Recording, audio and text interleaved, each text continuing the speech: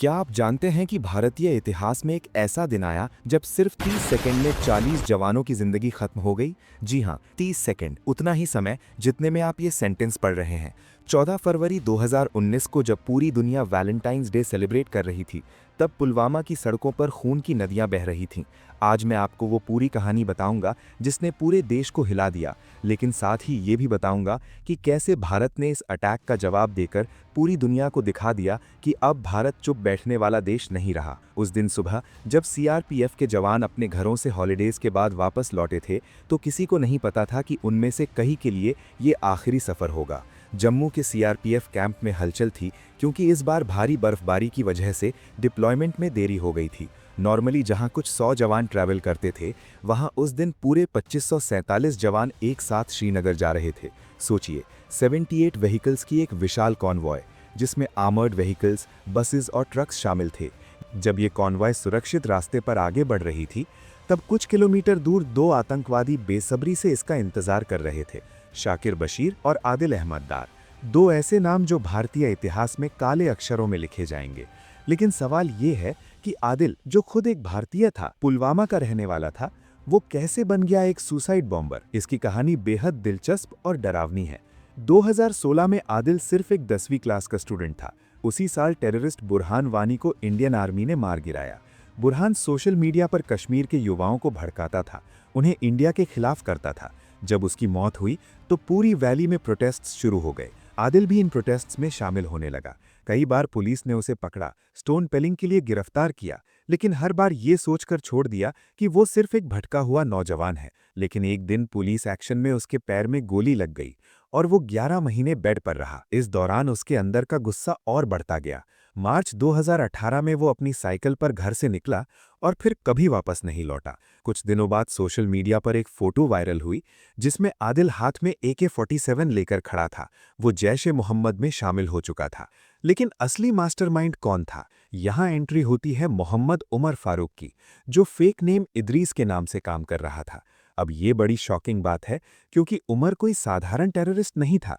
वो जैश-ए-मोहम्मद की चीफ मसूद अजहर का असली भतीजा था, जिसे अफगानिस्तान में सालों ट्रेनिंग दी गई थी। उमर ने बड़ी चालाकी से अपना पूरा नेटवर्क तैयार किया। उसने आदिल जैसे भटके हुए नौजवानों को ब्रेन वॉश किया, उन्हें सुसाइड अटैक के लिए तैयार किया। साथ ही उसने शाकिर बशीर जैसे लोगों को अपनी टीम में शामिल किया। अब सबसे बड़ा सवाल ये था कि इतना बड़ा प्लान कैसे बना? 200 किलोग्राम RDX को पाकिस्तान से इंडिया कैसे लाया गया?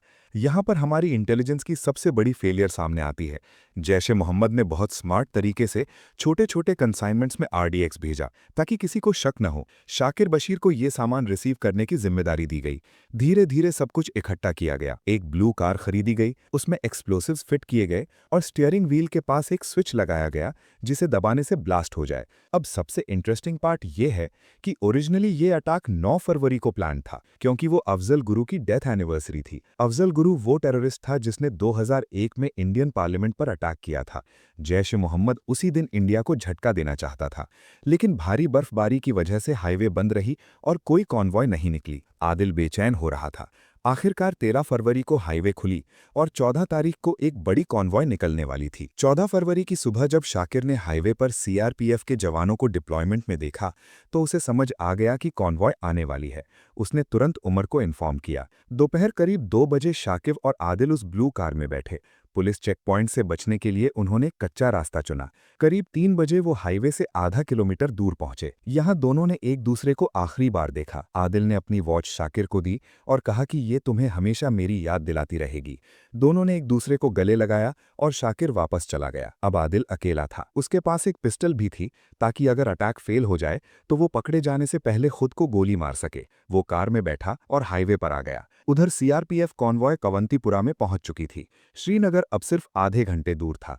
तभी रोड ओपनिंग पार्टी के assistant sub inspector Mohan Lal ने एक ब्लू कार को तेजी से कॉन्वॉय को ओवरटेक करते देखा। उसने तुरंत अपनी राइफल उठाई और कार की तरफ भागा, लेकिन वो लेट हो चुके थे। आदिल ने अपनी कार को कॉन्वॉय की 5वीं बस के बराबर लाकर उससे टक्कर मारी और डैशबोर्ड पर लगे स्विच को दबा दिया। अगले ही पल जो हुआ वो शब्दों में बयान नहीं किया जा सकता। 200 किलोग्राम का एक्सप्लोसिव फट गया। इतना बड़ा धमाका हुआ कि मीलों दूर तक आवाज सुनाई दी। पांचवी बस के टुकड़े टुकड़े हो गए।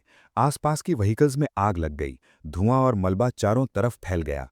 घरों के शीशे टूट गए। सड़क पर एक गहरा गड्ढा बन गया। सिर्फ 30 सेकंड में 40 सीआरपीएफ जवान शहीद हो गए और करीब 70 घायल हो गए।